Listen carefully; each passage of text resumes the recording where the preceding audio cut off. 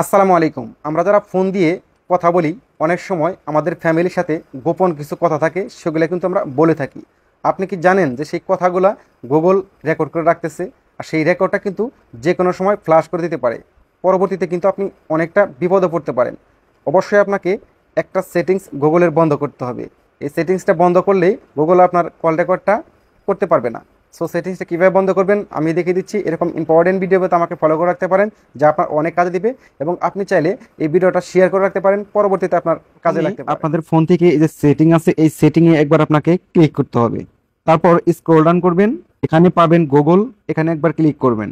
Manage your Google account, এখানে একবার আপনাকে ক্লিক করতে হবে। ডাটা অ্যান্ড প্রাইভেসি, এখানে একবার আপনাকে ক্লিক করতে হবে।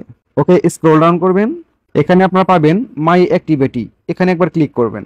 ওয়েব অ্যাপ অ্যাক্টিভিটি, এখানে একবার ক্লিক করবেন, স্ক্রল ডাউন করবেন।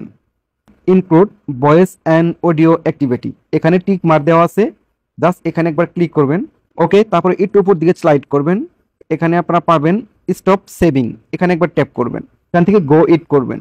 ওকে, দেখতে পাচ্ছেন এখান থেকে টিক মারটা চলে গেছে। তারপর এখান থেকে নিচে টিক মারটা একইভাবে উঠাই দিবেন, এখানে ক্লিক করবেন, একটু উপর দিকে স্লাইড করবেন, এখান থেকে টার্ন অফ করে দিবেন। ওকে, এখন থেকে গুগল আপনার ফোনের যে কল রেকর্ড সেটা আর করতে পারবে না, আপনার তথ্যগুলো সেভ থাকবে। That's it.